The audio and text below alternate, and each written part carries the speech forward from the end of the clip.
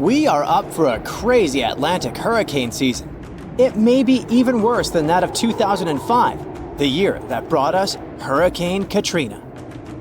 That one took 1,392 lives and cost the country over $100 billion. Experts predict there will be between 17 to 25 total named storms. Some of these storms are about to become hurricanes, with winds reaching over 100 miles per hour or higher.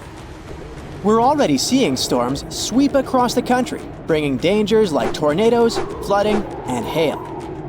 You gotta thank the El Niño Southern Oscillation, or ENSO, for this. This complicated term has to do with El Niño and La Niña, the two giant forces that basically shape our world. Normally, winds in the Pacific Ocean blow west along the equator, moving warm water from South America towards Asia. This warm water is replaced by cold water rising from the depths of the Pacific. But during El Niño and La Niña, this usual pattern is messed up. El Niño is the warm phase of the ENSO cycle. During El Niño, the equatorial winds weaken, causing warm water to shift back towards the west coast of the Americas. This means less cold water rises to the surface. The weather in northern parts of the US and Canada become drier and warmer because of it. But there are wetter conditions in southern states. In the Atlantic, El Niño weakens hurricane seasons, and it ramps up hurricane activity in the central and eastern Pacific. In Africa, it brings more rain to East Africa but less to southern Africa, West Africa, and parts of the Sahara. La Niña is the cold phase of the ENSO cycle. During this phase, the westward winds along the equator in the Pacific are stronger than usual, and they push more warm water towards Asia. And because of it, colder, nutrient-rich water rises to the surface along the Americas' west coast. These colder Pacific waters push the jet stream northward, giving us drier weather in the southern US, but wetter and colder conditions in the Pacific Northwest and Canada. La Niña also brings warmer winters to the southern US and cooler than normal temperatures to the north. La Niña usually calms hurricane activity in the Pacific, but intensifies it in the Atlantic. In 2023, El Niño was in charge, and it took most storms up before they got to the US. But this year, we've switched to La Niña, and this lady brings us colder water in the Pacific and a pattern that lets storms move a little farther west and reach the Caribbean. And when they get there, they can easily move into the Gulf and affect Florida and other states. The upcoming intense Atlantic hurricane season also has to do with a strong monsoon season in West Africa. It creates moisture and waves off Africa's coast and can travel along the Atlantic and spur hurricanes. The Atlantic hurricane season runs from the 1st of June to the 30th of November, and most activity happens between mid-August and mid-October. Since the 1950s, tropical cyclones have been given names to make it easier for meteorologists to inform the public about them. You're more likely to remember that Leslie is coming than Hurricane X34D is on the way, right? So there are 20 names on the alphabetical list this year, from Alberto to Beryl to Valerie and William. Let's hope it won't get as terrible as the Galveston hurricane. The most fatal natural disaster in U.S. history hit Texas in the year 1900. A Category 4 hurricane smashed into Galveston, demolishing over 3,600 buildings with winds over 135 miles per hour. It took the lives of between 6,000 and 12,000 people. One of the reasons it became so fatal was poor communication policy. Days before the disaster, it was clear to a professional weather forecaster that the storm was moving west. But the Weather Bureau in Washington predicted it would go over Florida and up to New England, which was way off. The Bureau was just 10 years old then, so hurricane science in the US wasn't very advanced. Cuban scientists were excellent at tracking storms because their region is so prone to them. So they knew it was heading towards the Gulf of Mexico. Unfortunately, the director of the Weather Bureau was so jealous that the Cuban forecasters were better than the American ones that he cut off the flow of information from Cuba and made it difficult for local forecasters to issue warnings without going through Washington. In the days before the storm hit, the chief observer in Galveston began to suspect that Washington's forecast was wrong and tried to warn the city, but it was too late. The hurricane left Galveston in ruins. After this hurricane, the Weather Bureau started improving communication both internationally and within the U.S. The officials in charge are doing everything possible to improve forecasts, support the people, and help the affected areas recover more easily after the hurricanes hit. They're going to try new forecast models to predict tropical cyclones getting stronger, help emergency and water managers prepare for potential flooding, and protect people and infrastructure. Coastal weather buoys in the tropical western Atlantic and Caribbean have been upgraded, and new drifters and sail drones, underwater gliders, and a lightweight drop sonde will provide real-time data. There are also some things you can do to ensure your safety before, during, and after a hurricane.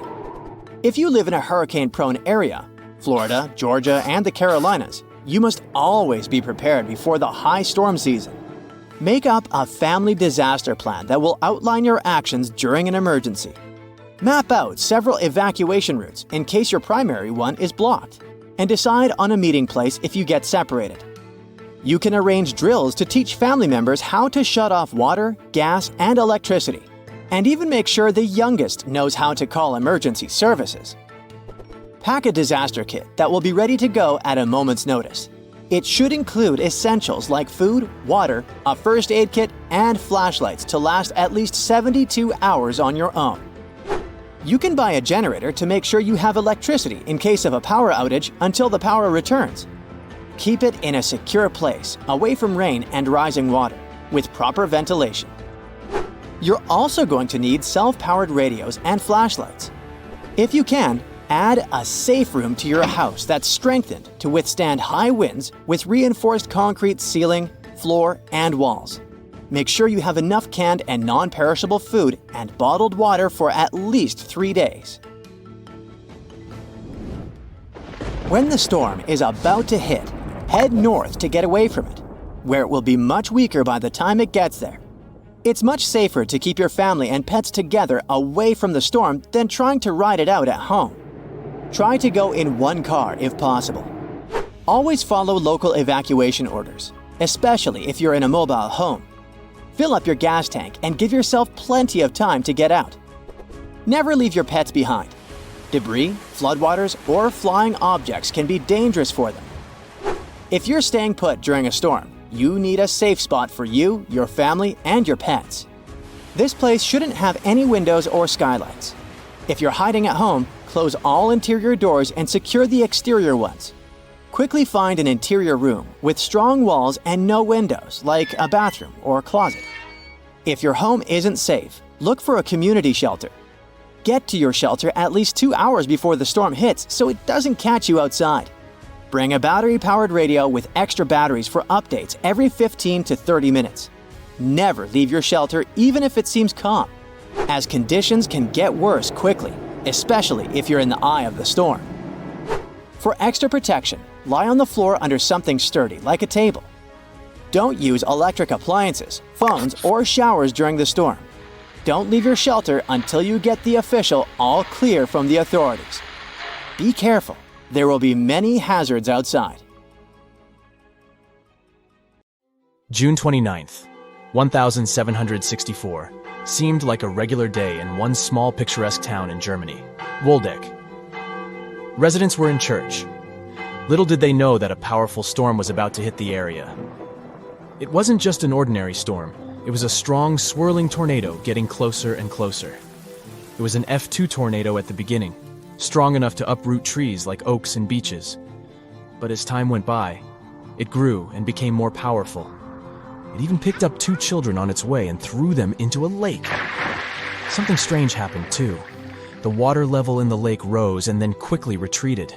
Leaving the lake behind, the tornado struck a house, tearing off the roof and knocking down the walls. Then the tornado changed direction and headed east-northeast, increasing its intensity to F3 level. That's when something fascinating happened.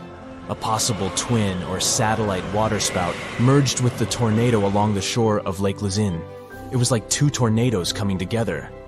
It got wider and stronger, so it started snapping and uprooting solitary oak trees, flinging them 115 feet into the air. It left behind a barren landscape, removing crops, grass, and even topsoil. Back then, people couldn't even read or write very well, let alone use devices that could predict a tornado. This one was so strong it destroyed houses, barns, and even uprooted trees. Such a terrifying thing to see. But there was something special about the church people were in. It had strong stone walls, so they were safe inside, even though everything outside was getting destroyed. They didn't even realize how lucky they were until later. With winds estimated to be over 300 mph, it was unstoppable. The tornado traveled a distance of 19 miles and stretched to a maximum width of 0.6 miles. A raging storm threw tree branches so high, people believed they ended up in the atmosphere. Another strange thing about this tornado was that it occurred during a dry storm. There was very little rain reported, but the storm still managed to make such a mess.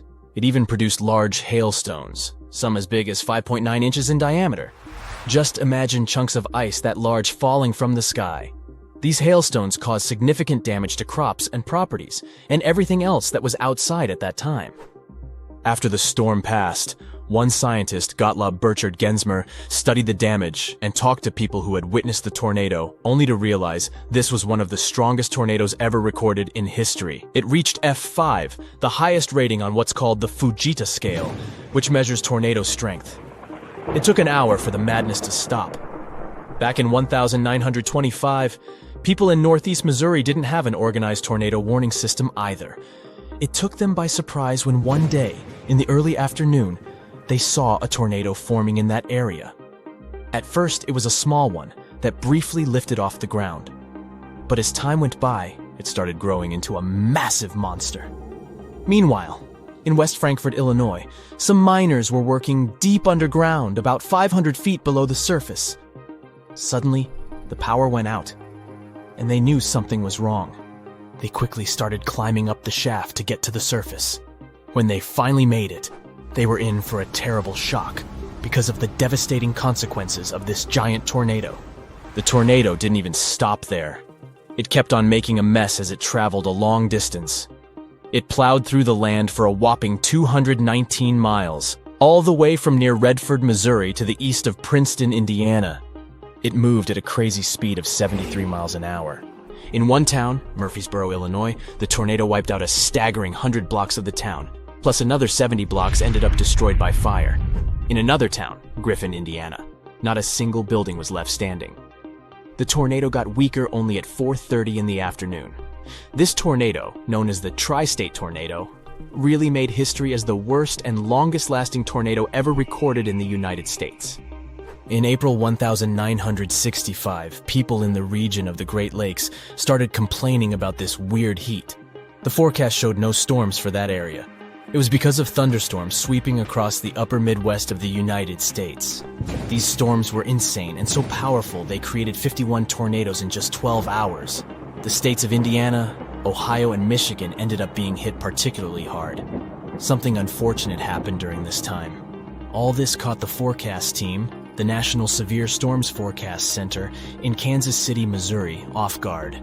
They quickly tried to send out warnings to let people know what was happening, but many people didn't hear the announcements because there were no outdoor tornado sirens at that time. Additionally, a lot of TV and radio stations didn't regularly broadcast weather alerts. Power was gone, and telephone lines didn't work, which meant many towns were completely cut off from communications.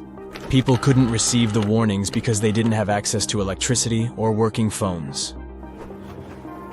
One spring day in 1974 was especially hard because of severe thunderstorms that unleashed a series of powerful tornadoes across 13 states in the United States. These tornadoes lasted for 16 hours, and they ranged from weaker F0 to the most powerful and destructive F5 ones. At one terrifying moment, there were 15 tornadoes touching the ground at the same time. One lasted for more than 2 hours, and two others were swirling around each other like dancers. This was another big lesson, after which some changes in tornado warnings were made. In those days, weather forecasters could only warn people about a tornado if they had seen one with their own eyes, which was mostly too late.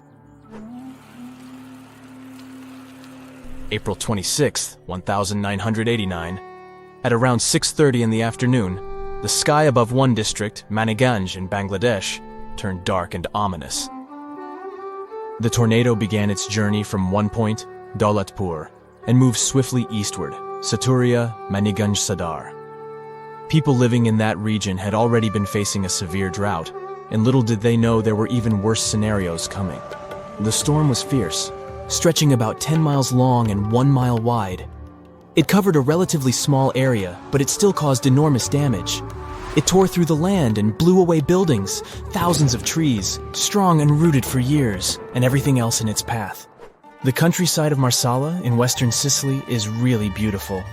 But it wasn't so stunning on December 8th, 1851. Two fierce tornadoes suddenly swept across the land, leaving nothing but chaos. As they moved, they brought along heavy rain and hailstorms, causing even more damage to the already vulnerable farmlands. One town, Castellammare, had an amazing harbor with plenty of ships, and it suffered great damage. The news of this devastating event reached far and wide, even making its way to the Illustrated London News. The outbreak in Oklahoma from 24 years ago, May 3rd, 1999, was tough too. Just one stormy day caused enormous damage from Texas all the way up to South Dakota. At least 45 tornadoes touched down, and Oklahoma was hit the hardest with an F5 tornado. The story seemed familiar. What first seemed like a small twister quickly grew into a massive force that, at one point, measured 1 mile in width. This one ripped asphalt from roads, peeling it away in layers like fragile paper. It tore the vegetation away and even wrapped roofing materials around power lines. NASA scientists studied the area using satellites. They realized it would take between 10 to 20 years for the vegetation to fully regrow in the region where the tornado left nothing but muddy, barren land. Oklahoma is in a pretty unfortunate spot when it comes to tornadoes. Take 1947 as an example. The Woodward tornado got named after the city it had struck. This monstrous tornado was massive. It reached 1.8 miles in width, and it raced forward at an incredible speed of around 50 mph. Before reaching Woodward, the tornado had already caused a lot of mess in other towns along its path. But it was in Woodward where it unleashed its worst fury. Without any warning, it struck the city at 8:42 in the evening, catching the residents by surprise. Communication with the outside world was cut off, leaving families uncertain about the fate of their loved ones.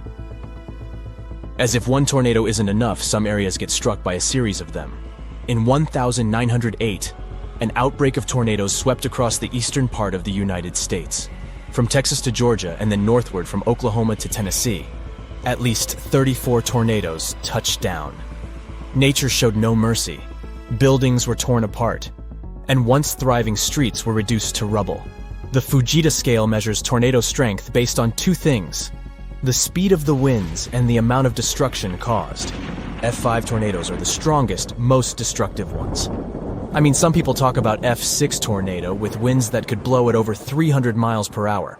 If this one was passing by, you'd definitely know how Dorothy felt. Luckily, F6 exists only in stories, and Oz is the last place you are likely to end up at.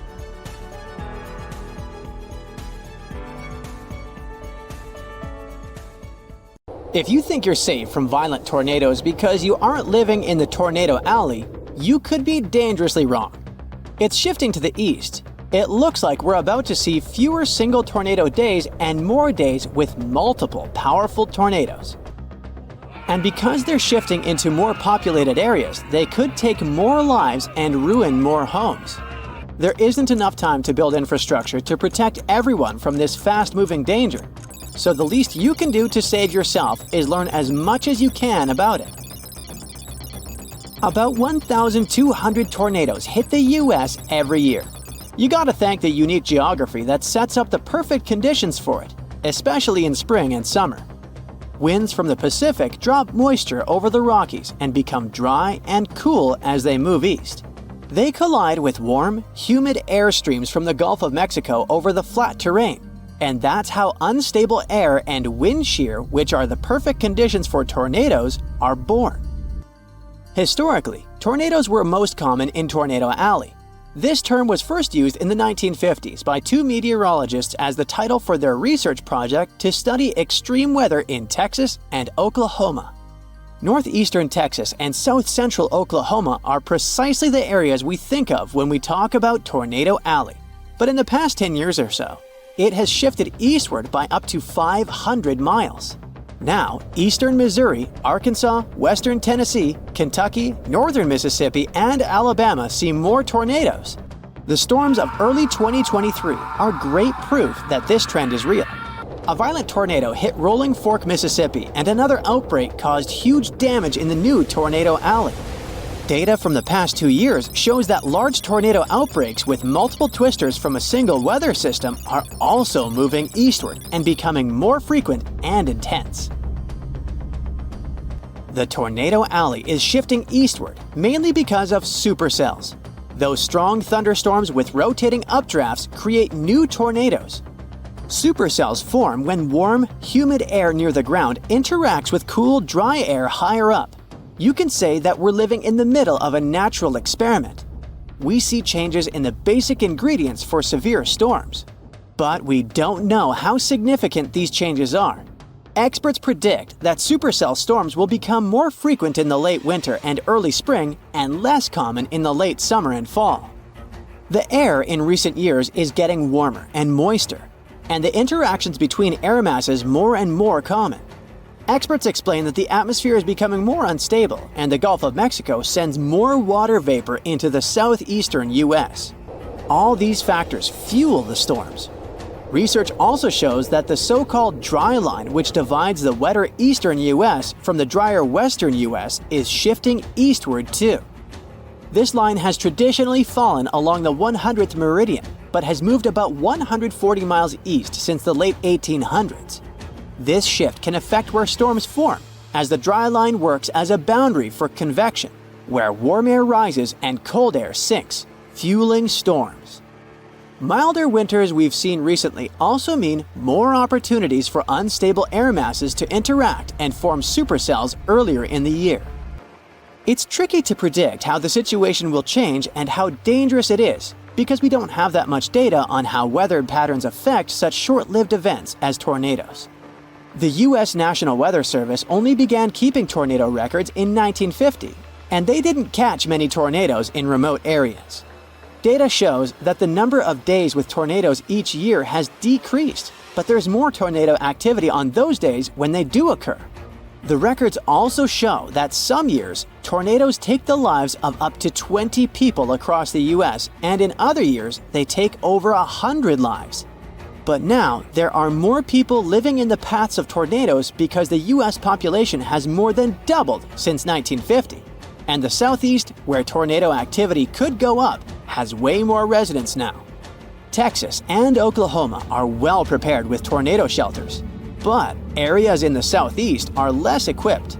Plus, there are many mobile homes in the Southeast which are vulnerable to windstorms.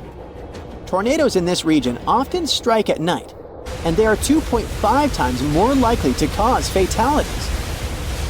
We could possibly have more events like the 2008 Super Tuesday tornado outbreak. It hit the southern U.S. and lower Ohio Valley, and over just 15 hours, 87 tornadoes rushed through the area and caused massive trouble. 57 people lost their lives across 4 states and 18 counties, and many others were injured. The tornadoes were fueled by strong low-pressure systems that brought record warmth. There were supercells and rotating winds that produced these violent tornadoes. Early on February 5th, a squall line developed from eastern Texas to Missouri and moved east. One of the most intense tornadoes traveled 122 miles over 2 hours. By the early morning of February 6th, the severe weather threat shifted to the eastern U.S. It caused wind damage as the cold moved out to the Atlantic, with snow and freezing rain from Iowa to Quebec.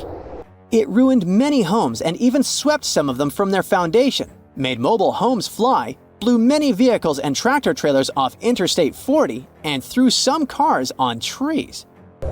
There were wind gusts over 50 miles an hour from Arkansas to Indiana, hail the size of softballs, toppled trees, and power outages everywhere. Some areas were flooded because of heavy rains and melting snow.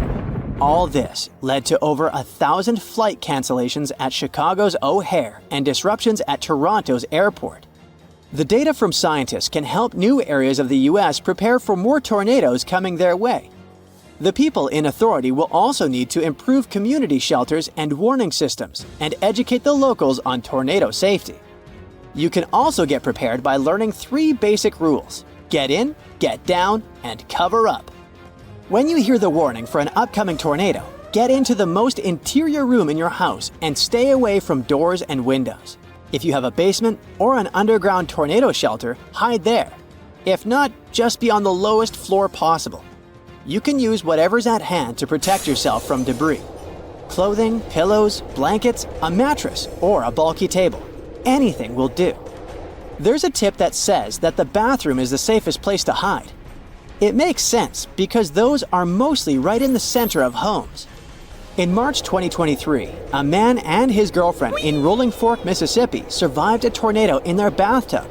It got thrown into the air but landed safely amid the wreckage of their mobile home. But there's actually nothing extra safe about being in a bathtub with a mattress. Closets and walk-in showers that are deep inside the building can also offer good protection. Don't use elevators. You can get trapped inside if there's a power outage. Stay in your shelter until you're sure the tornado threat is over. If you can, listen for updates from the National Weather Service, local radio, or TV. Multiple tornadoes can hit the same area, so it might not be safe to leave even after one has passed. When you do leave your shelter, be very careful. There could be flooding, debris, collapsing buildings, and blocked roads. Stay away from fallen power lines and puddles with wires in them, and don't use matches or lighters in case of gas leaks. Stay away from damaged buildings as they could collapse at any time. Being in a car during a tornado isn't much safer than being out in the open or in a parking lot. Many people get injured trying to drive away from storms. Tornadoes can produce hailstones the size of softballs and can easily smash a windshield. If you find yourself outside when a tornado hits, try to get inside any building you can find. If that's not possible, get as low as you can. Even a ditch or culvert can be safer than your vehicle. Check this out. There's a giant tornado heading towards you, and it's so fast. These twisters can move at crazy speeds of more than 250 miles per hour. Plus, they can carve a pathway 50 miles long and a mile wide. Sometimes you can see them coming clearly, while in some cases, low-hanging clouds or rain can hide them, so they sneak up on you and you don't even see them. And in most cases, a tornado can develop so fast that no one can even warn you in time if it's already too close. And now, this insane storm is really close. Maybe you have a couple of minutes to get somewhere safe. Do you have a basement? Go hide. Or maybe, I know this is a crazy idea, but what do you think about going inside a tornado to check what it would be like? Now, some tornadoes appear as rope-like swirls, while others have wide clouds in the shape of a funnel. And here's the second one, right before you. Look at these whirling winds born in a thunderstorm. They extend down from it to the ground. Many times, hail joins the party too. The U.S. itself has something like 1,000 tornadoes per year. Texas holds the record with about 120 tornadoes per year, a record not to be proud of. But you'll generally see most twisters in Tornado Alley, which is a stretch of land in the midwestern part of the U.S. They develop when warm, moist air coming from Mexico meets cool, dry air from Canada. These two clash and turn into a powerful storm that at some point can spawn tornadoes.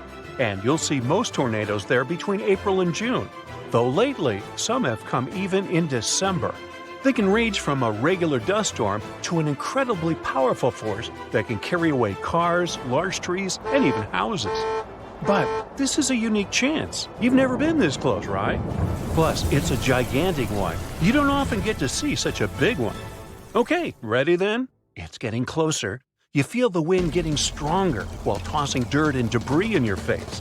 You close your eyes and whoosh, you're inside, and it's crazy.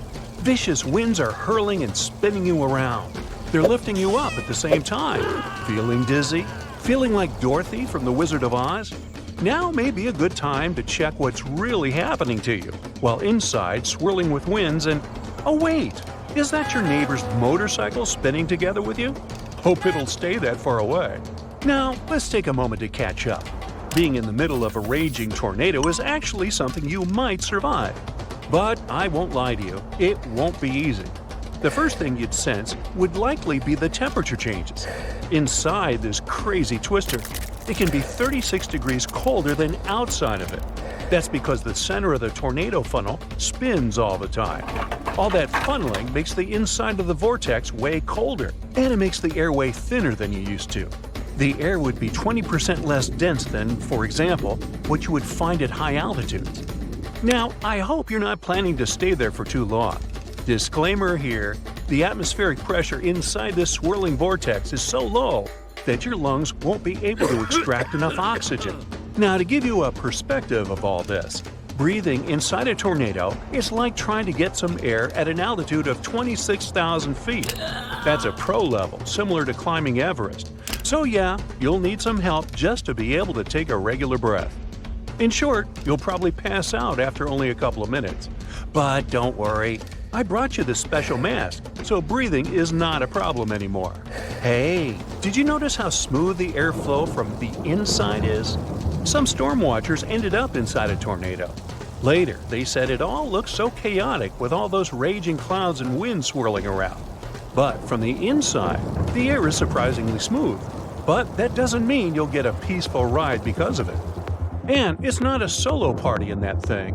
The neighbor's motorcycle is not the only thing you'll see there. Wood, bricks, glass, maybe even cars, cows, motorhomes, bricks, roofs, and other big objects. You'd be pretty lucky if nothing crashes into you in all that chaos. With all that debris that's swirling at, for instance, 310 miles per hour, you can hardly avoid it. But let's just say a miracle happens and you got through it. Now you're really dizzy, and you're just wondering when all of this is going to be over and if you're even going to be able to come out of this gigantic tornado. Well, the tornado will eventually slow down. It happens because cool air enters the twister. Just because things are settling down, it doesn't mean you can relax. Well, your stomach can, since all that crazy swirling is done, but the tornado will drop you from whatever height you're on when it stops. If you're somewhere in the countryside, there might be some soft bale of hay to break your fall. Oh wait, we're talking about a twister that's probably more than 45,000 feet tall, so that won't work. I hope you brought your parachute, because now would be a good time to pop it. Nope. Hey, don't worry, I'm all about happy endings, so I'll help you out. Here you go. And now you're slowing down, enjoying the view, if you even see anything around you from all that dizziness. How come there are clear sunlit skies from your left, you may wonder? It's not unusual. Tornadoes often form near the edge of a thunderstorm. It's like a border between two different worlds. And it wasn't even windy. Plus the air was very still before it hit, right? Well, that's common too. Okay, I think you know this kind of scenario is impossible in reality. So it would be best to find a safe spot quickly if a tornado is close by. Use your underground shelter first. And if you don't have one, your basement could be the next best choice. Prepare ahead of time with a battery-operated TV or radio, together with fresh batteries, or a device with internet to be able to hear the latest updates on the tornado. Include some non-perishable food, water, and other essentials prepared too. As it turns out, some people really were picked up by tornadoes, and they managed to go through it. A tornado actually dropped them a few hundred feet away without a scratch. Hey, I'd say that's a whole lot of bother just to save some bucks on Uber. But you can't have a guarantee you'll be safe or where you'll end up. It would be incredibly hard to get out of one of those big and fierce ones, though, like supercells. They fall into the category of the strongest type of storms, mostly thunderstorms. And imagine falling into waterspouts. Those could be fine, though, at least the beginning, because they're weak and they form over warm water. So they could be like a part of your spa day, at least until they move inland and turn into a real tornado. Now, dust devils wouldn't be that pleasant. They're not that big, but we're talking about columns of air that rotate at large speeds. And you can easily see them because of all that dirt and dust they pick up, which is why you need glasses for that. Whoops, wait, I forgot that, so I can't help you this time. But if it makes you feel any better, they're not associated with thunderstorms. Don't know why that would make anyone feel better when I think about it. But if you're willing to jump into a fire tornado, I'll find you a special suit that will keep you safe while spinning through smoke, gas, and flames. I promise. Columns here are narrow and they rise vertically into the air, similar to a dust devil. Of course, the heat is crazy, and as updrafts are becoming stronger, and if there's enough dry fuel, a fire whirl is turning into a real fire tornado that extends from the ground up to the cloud, moving incredibly fast. Okay, let's stop now. I'm pretty dizzy.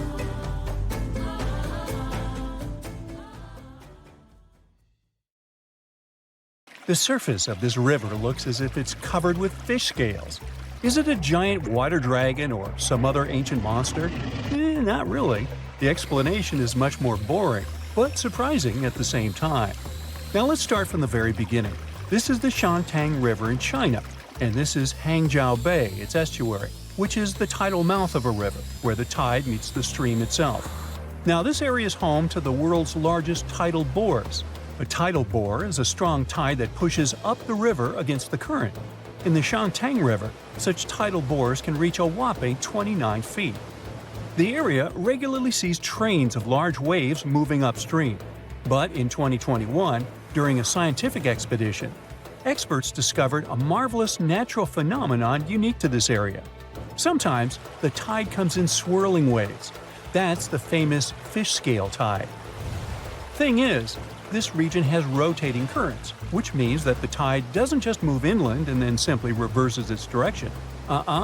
Instead, a rotating current easily changes direction without changing its speed. This makes the Shantung River perfect for winding up with groups of waves crashing into one another at oblique angles, which is like a cross sea. Let's speak about this phenomenon now.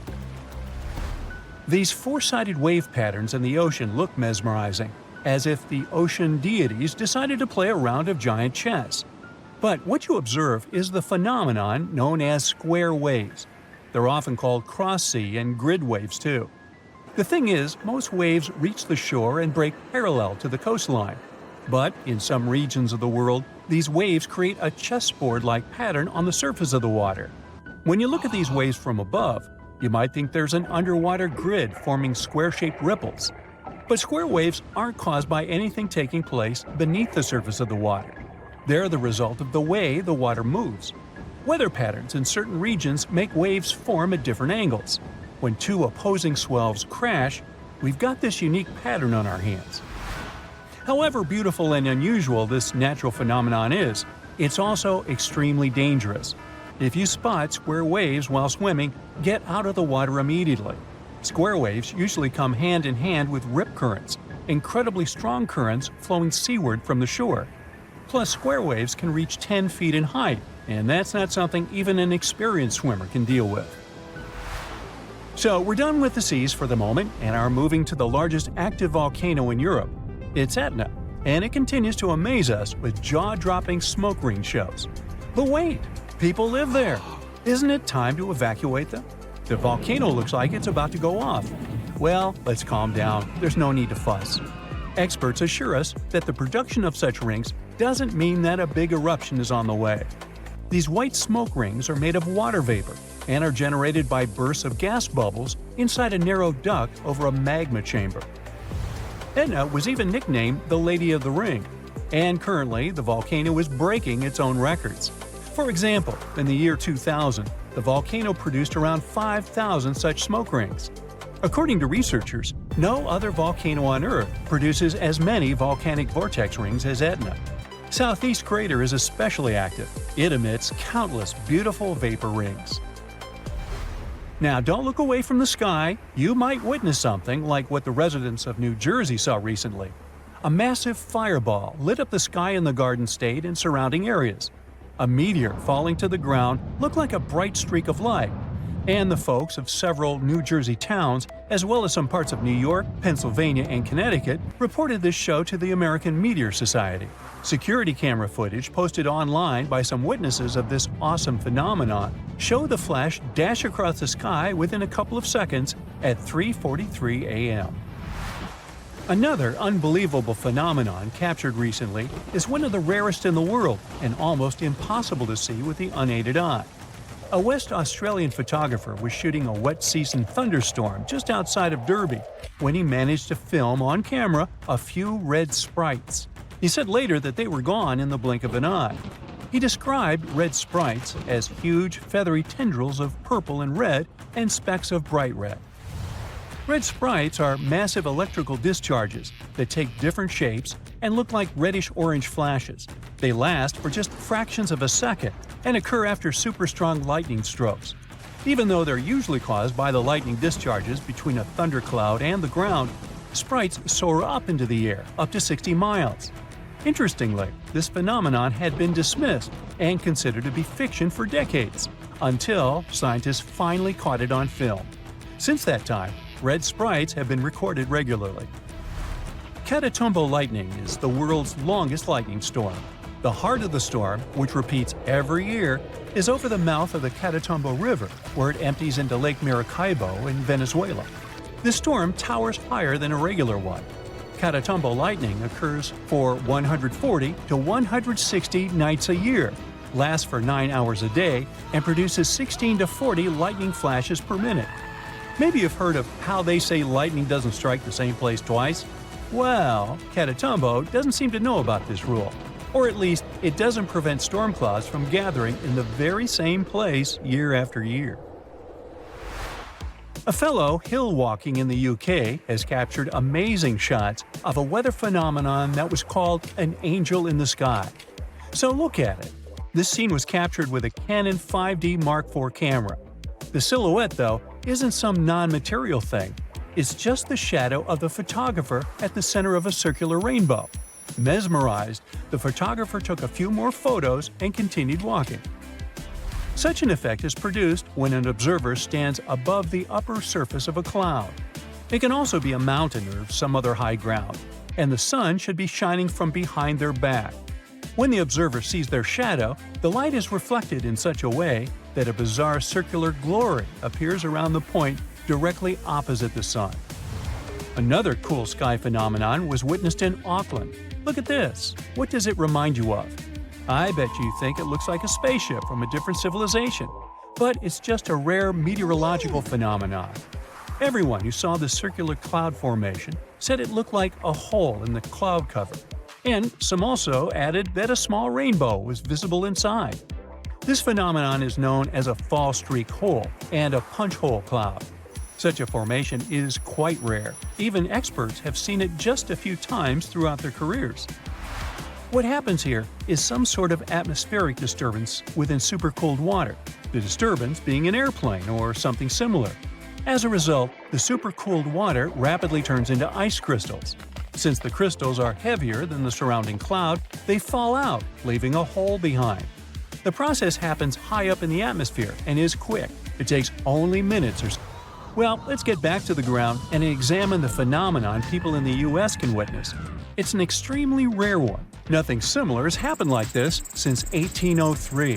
What is it? Billions of cicadas from two different broods are merging together from the underground after more than 200 years. All these loud singing insects belong to two distinct families of periodical cicadas. One group emerges to the surface every 13 years, and the other every 17 years. It's a rare occurrence when the cycles of both groups align. This year, this once-in-a-lifetime event is taking place since two groups with different cycles are emerging at the same time. These broods are known as Brood 13 and Brood 19. They have been seen and heard across the southern U.S. and as far north as Illinois. This is John. John seems to attract all kinds of bad weather and natural disasters wherever he goes. See for yourself. One day, John notices his dog is restless. The pooch keeps scratching the entrance door and wandering around the house. He even tries to hide in the corner, howling and barking. When some mugs start to clink in your cupboard, John realizes what it means. The noise is produced by foreshocks, mini earthquakes leading up to the main event. Earthquakes often happen in clusters. After a few weak quakes, a much bigger one is likely to be on the way. Sometime before the disaster strikes, people might notice bizarre blue lights. Some of them seem to be coming out of the ground.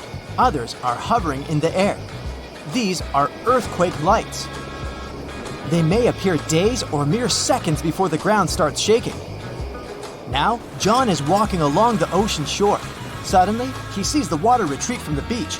Really, really fast. Uh-oh. John, run away as quickly as you can and find some high ground. A tsunami is coming. And your life might depend on how fast you react. If John spots a bizarre and unexpected rise in sea level, it can be another sign of an approaching tsunami. This happens in 40% of cases. The incoming water is the first tsunami wave. The second one, way larger, will come in about 10 minutes. John can also notice seawater bubbling, swirling, and creating bizarre patterns. It's another sure sign a tsunami is near. John feels there's something strange about the sun. Through his special super dark sunglasses, he sees that there's some uneven flares around the star's contour. If these bizarre rays are accompanied by auroras all over the world, they're a sign of a solar storm. Such storms are usually caused by disturbances in the sun's magnetic field. In this case, the bursts of gas and radiation on the surface of the sun get so massive and powerful that they can even reach our planet. Luckily, solar storms aren't really dangerous for people, but they can mess with electricity and even cause blackouts. The sky over John's head is darkening and turning ominously green. Something hits him on the forehead. Ouch! He picks up the offending object. It's a hailstone, but it's not that cold outside, and it's not raining. Soon, he hears some noise. It's approaching rapidly and turns into a loud roar. It sounds as if a freight train is moving towards him, but it's not a train. It's a tornado. The funnel isn't visible behind a cloud of debris, but John can't mistake this rotating column of air for anything else. Are you on the road, John? Then get as far away from your car as you can. Fast! Find a ditch, lie down in it, and cover your head. Oh, you're inside? Then get away from the windows and hide underground if possible. And please, John, be very careful if you spot some conically shaped clouds. Those mean severe storms. And if you notice that such a cloud starts spinning around, immediately search for shelter. The cloud is transitioning into a tornado right in front of your eyes. On the bright side, John should only worry about warm conical clouds. Cold ones are totally harmless. The only problem is to figure out the temperature of the cloud he sees. Duh! Ah, look. John just spotted some weirdly shaped trees. They look like the letter J and grow on a slope. It means the ground under John's feet is likely to be unstable. If he keeps wandering around, it can cause a bad landslide. Square waves appear when two different wave patterns crash into each other. This phenomenon does look kinda awesome. No, don't go into the water, John. Keep watching it from the shore. Cross currents in that spot can easily pull even a skilled swimmer under the surface. John keeps walking along the shore. At one point, he sees wild, choppy waves carrying ocean debris and seaweed. This time, he stays out of the water. He knows it can be a sign of a strong rip current. It can carry a swimmer far away into the ocean. How about a walk in the park? John likes this idea. The sun is shining and the sky is so blue and beautiful.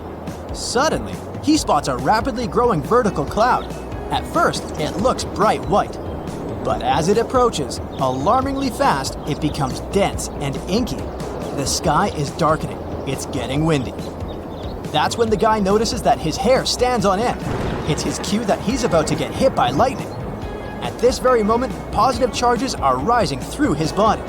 They're reaching towards the negatively charged part of the storm. If he doesn't react fast, these charges will meet. There's nowhere to hide, so John should crouch down and try to make himself smaller than the objects around him. Oh no. John, don't lie down on the ground. It may be damp and thus a great conductor of electricity. There are other signs that scream danger during a lightning storm. John's palms may begin to sweat. He might hear bizarre crackling and buzzing sounds coming from metal objects nearby. His skin can start tingling. There might be a strange metallic taste in his mouth. Plus, John is likely to smell chlorine. That's how ozone smells. Electrical charges split the molecules of nitrogen and oxygen, which are the main gases making up the atmosphere, into separate atoms. When these atoms come together again, some of them produce molecules made up of 3 oxygen atoms. That's ozone. We can smell it during a thunderstorm because downdrafts bring this gas from high altitudes to your level. Some bugs can feel a storm coming. They get ready for a natural disaster by freezing. So, when John notices that insects around him look drowsy, he knows to get ready. Oh, and bees can predict heavy rainstorms. These critters begin to work much harder the day before it starts raining. While walking next to the river during a period of heavy rains, John hears a roaring sound. He feels paralyzed with fear. It's likely to be a flash flood moving in his direction. Indeed, he soon sees debris coming down with the flow. The water is rapidly changing its color, becoming muddier and darker. Flash floods are very, very dangerous. Take care of your safety immediately, John. Another day, John sees a spectacular wall cloud. It seems to be stretching for up to 5 miles. In the best case scenario, it's just a severe storm coming. But if the wall cloud begins to move in a circle, it's a sure sign of a tornado. John is walking across a snowfield in the mountains, listening to the sounds the ice under his feet makes. The noise is kinda hollow. Quickly check whether there are cracks around your footprints, John. If so, the chances are an avalanche is about to happen. Soon, John sees an avalanche moving in his direction. He does his best to get off the slope. In most cases, he could probably outrun it by heading downhill and then veering sideways, but not this time. He realizes he doesn't have enough time and heads for the nearest tree. If John keeps holding on to it really tightly, the avalanche might not pull him along. But if this doesn't work, he should try to swim up to the snow's surface while the avalanche is still moving. On a pretty nice summer evening, John notices leaves with soft stems droop all of a sudden. It might be because of an upcoming storm. Right before extreme weather arrives, the air usually becomes more humid. Leaves also get damp and heavy, and the wind easily flips them over. John lives in a pretty old house and is used to having cracks in the interior walls, but one day, he notices that some of them have widened. And look, there are a few new ones. It's an alarm bell. He lives in an area with loads of limestone, so new cracks can mean a sinkhole is about to open next to his house. John is hurrying home, trying not to waste time admiring shelf clouds. They look like something from a sci-fi movie. They form when warm and moist air gets caught in a thunderstorm updraft, and these ominous clouds most often mean a storm is coming. The moon, our little companion, our only friend in the big, dark, cold space. It's not surprising that any event related to it, like solar or lunar eclipses, excites us. But how about the black moon, the blue moon, a supermoon? Have you ever heard of them? Well, let me tell you about it and how you can observe them. Let's get your calendars ready. The distance between the Earth and the Moon is 238,900 miles, I've measured. Feels not so far, doesn't it? But trust me, most people greatly underestimate this difference. Did you know that every planet in the solar system, including Jupiter and Saturn, would fit between the Moon and us? Yeah, I couldn't believe it myself. The Moon is tidally locked to the Earth. That's why it's always turned to us with only one side. There are a few phases in a lunar cycle. The new moon is the first phase. The sun illuminates the unseen side of our satellite, so we can't see the moon. It's almost invisible in the sky. The rising moon is the gradual growth of the light part. The full moon is the phase during which the sun completely illuminates the visible side. The descending moon is a gradual waning of the light part. And finally, another new moon, and the whole cycle starts again. There are 29.5 days in a lunar cycle, so it takes around a month if we're not talking about February. But why am I telling you all this? So you can better understand Black Moon, a rare astronomical event that happens once every 29 months or 2.5 years. This term doesn't exist in astronomy, as it was made up by astrologers. It's unofficial and has several meanings. Black Moon may mean the second new moon in a month.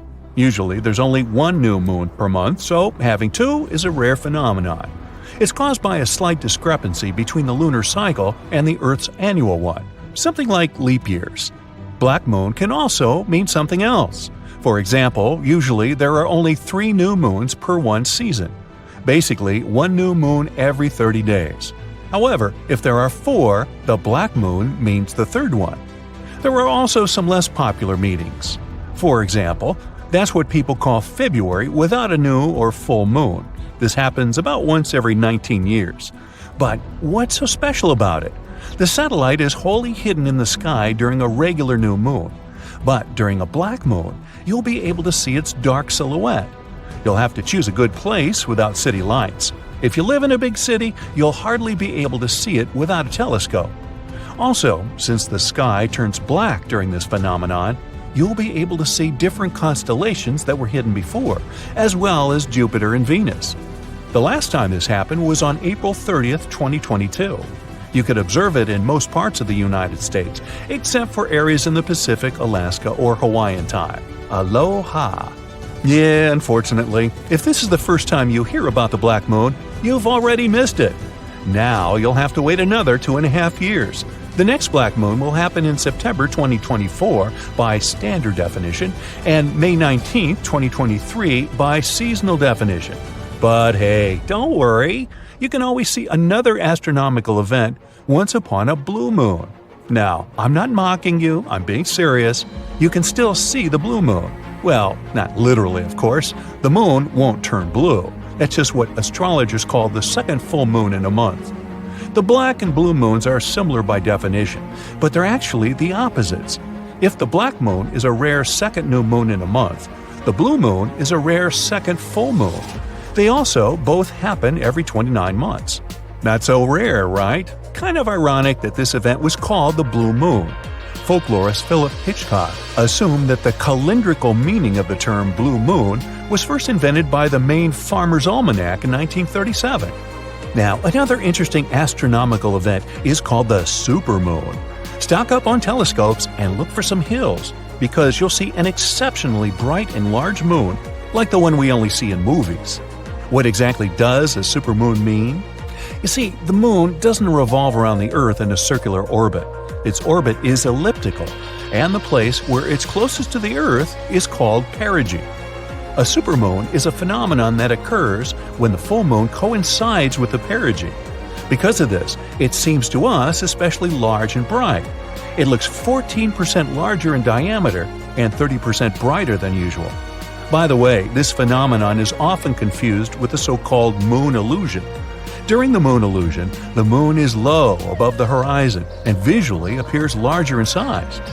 Of the 12 or 13 full moons in a year, 3 or 4 are supermoons, but most of them are not very significant. You probably won't see a difference at all. The most interesting ones are the rare large supermoons. During them, the moon actually becomes big. The last major supermoon occurred in 2016. Unfortunately, large-scale supermoons are rare and occur about once every 18 years.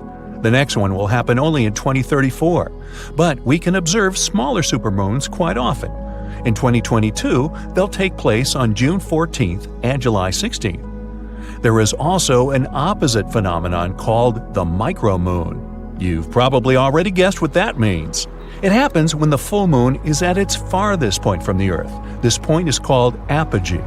The next micromoon in 2022 will take place on June 29th. In 2023, we'll be able to observe it on January 7th, February 5th, and August 16th. Of course, you don't have to follow each of these events. Most people are more interested in lunar and solar eclipses.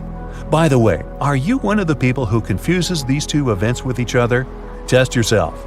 Pause this video, describe what these two eclipses mean. Let's compare your answer with the correct definition. Are you back? Okay. So, a solar eclipse is a phenomenon where the moon entirely or partially covers the sun. A solar eclipse is possible only during the new moon when the moon itself is not visible. Many people believe that this event is incredibly rare, but this is not quite true. A lunar eclipse is a phenomenon in which the moon is entirely or partially in the shadow cast by the Earth. The lunar eclipse can only happen during the full moon when the proximity of the moon is on the node of its orbit. If you guess right, well done! If not, hey, don't worry. Many people confuse them. In 2022, a partial solar eclipse will occur on October 25th. It'll be visible in Europe, South and West Asia, North and East Africa, and the Atlantic. As I mentioned, a total solar eclipse is not as rare as many people think, but the problem is that it's not always visible from any part of the planet. So, if you want to see this event, be sure to look for their calendar and see from which parts of the Earth you'll be able to see it. And don't forget the special glasses. Lunar eclipses occur much more often, though. Partial lunar eclipses happen almost every month, but the total lunar eclipse in 2022 will take place on the night of November 7th to 8th. You'll be able to see it in almost all parts of the world except Africa. I hear that the zebras are not happy about this. The moon is a genuinely fascinating satellite. You think whatever, it's just a small rock ball. But in reality, there are so many interesting things connected to it. What rare lunar events have you seen or want to see in your life? Have you observed any rare and interesting astronomical events? Be sure to share in the comments. You look out the window and see the trees moving uncontrollably. The winds are so powerful, they're practically tearing down anything in the street. There are also tons of water raining down on you. You're driving as fast as you can, but suddenly your car stops. You've heard the terms typhoon, cyclone, and hurricane, but you most likely don't know how they're different. The official scientific term for all three of them is a tropical storm. While they're practically the same thing, and they form the same way, they're different depending on where they occur. Hurricanes are the ones that form over the Atlantic Ocean or the Eastern Pacific Ocean. Tropical cyclones act as giant engine turbines powered by warm, moist air and form only over warm bodies of ocean water near the equator. The warm and moist air surrounding the ocean rises and leaves low-pressure air close to the surface. In turn, the air below becomes moist and warm and also rises. The cycle goes on, with warm air pushing up and squeezing the low pressure near the surface, only to rise as warm, moist air. When the warm, moist air cools off, it forms clouds. These clouds create the tropical storms we all fear. The storms spin the same way as the Earth is rotating. So, storms to the south of the equator rotate clockwise, and storms north of the equator spin counterclockwise. The eye of the storm happens when the storm spins so fast that it actually becomes visibly clear in the center with low air pressure. But you'd have to look at it from above, which is super risky. Tropical storms normally move at around 39 miles per hour. Tropical cyclones are way faster, around 74 miles per hour. They're also known as hurricanes. If you're standing at the tip of the North or South Pole, the Earth's rotation will appear to stand still, even though the rest of the Earth is experiencing day and night like everyone else. In the poles, you have really long nights and days that last for months. Over at the equator, time moves along with the distance around the planet, which is around 25,000 miles long. The Coriolis effect makes wind patterns traveling long distances around Earth appear to move in a curve rather than a straight line. And because of the planet's unique shape, the speeds are different. It affects the Coriolis force and hurricanes as well. Because there's no curving of the object's path as measured relative to Earth's surface at the equator, the Coriolis force equals 0. A hurricane starter pack includes deep, warm ocean water. It all happens in the moist middle layers of the atmosphere, with a chilly atmosphere on top. It also takes some low wind and some surface disturbance. And it can stretch around 300 miles away from a large body of water where the center of a large hurricane is. The good thing is that hurricanes get weaker when they hit the land, because the warm water in the middle of the ocean isn't giving it the juice it needs to stay pumped. But it'll still carry a sustainable amount of damage with the strong winds and rain. In 1900, one of the biggest hurricanes struck near Central America and in the Gulf of Mexico. It then went as far as Florida and Texas, and is considered to be the most devastating hurricane in the United States' history. They first detected it on August 27th, and it lasted for many days. By the time it reached the Texas coast, the storm had turned into a Category 4 hurricane. Hurricanes are categorized on wind speed and intensity, using something called a Saffir-Simpson scale. There are 5 different categories from 1 to 5. with 1 being the weakest and 5 being the strongest. A Category 1 storm has winds moving at between 74 to 95 miles per hour. You can expect some trees to be uprooted and mobile homes destroyed. It can take out some home exterior and cause major power outages.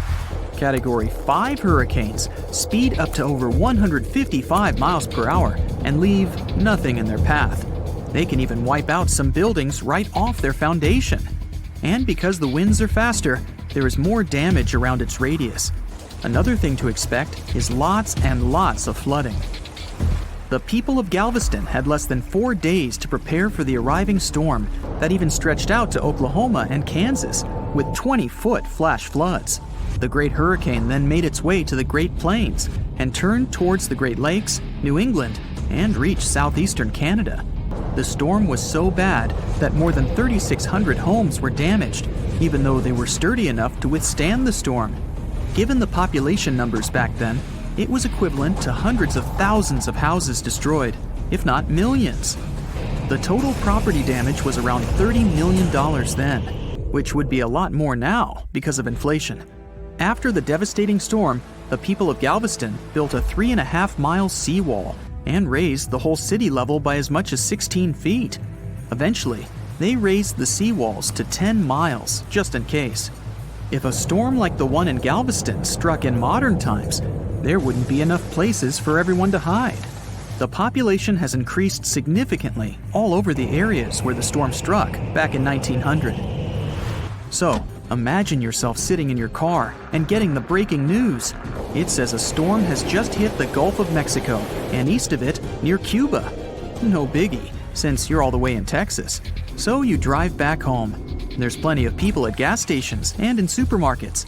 The news now states that the storm will likely gain momentum and strike right where you live. Okay, now it's time to panic.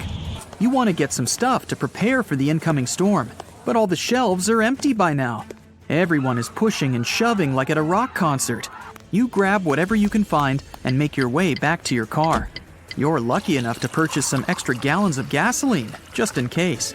You drive from supermarket to supermarket to try and get some stuff, but you're out of luck. Finally, you find a place that still has some essentials. You start stocking up your shopping cart when the local news urges everyone to evacuate. You only have a matter of hours to leave. But you left your dog at home! You rush against the traffic to get there. Your entire neighborhood is completely empty. You fetch your precious pooch and grab some important things before leaving. There's just a little time left, and you can already start to feel the winds picking up and the ocean nearby. The news tells you the hurricane has already struck Florida. You get in the car, but it won't start. Since you were driving so fast, you didn't realize that you emptied your gas. Good thing you got those extra gas cans on the way. With half a tank, you can get out of your city and into a safe place where everyone is going. The winds are getting stronger. There's no way you're going to outrun this storm. There's no one in sight since they all left early. It starts raining heavily. You can see some trees swaying like crazy. Finally, you find something that looks like a large shelter. You reach it to find out that it's just an abandoned mall. And then, the worst happens. You realize you've been going in the wrong direction all this time. You get out of the car for a bit to stretch out and see which road to take. The winds are so strong that you go back to the car only to find out that your dog ran off. You can't find her anywhere. You drive around and call out her name, but she doesn't respond. You see her standing behind some bushes barking.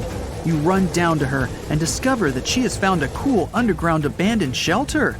The winds have now reached a dangerous point where you can't drive anymore. You gather your stuff and head down. It's complete with everything and even has a bed. You can hear the winds and rain above you, but you're snuggled up with your dog. The next day, you get up and see that your car has been tossed over to another road, and there's not a single tree in sight. But hey, you can at least be happy you survived one of the strongest storms in the world.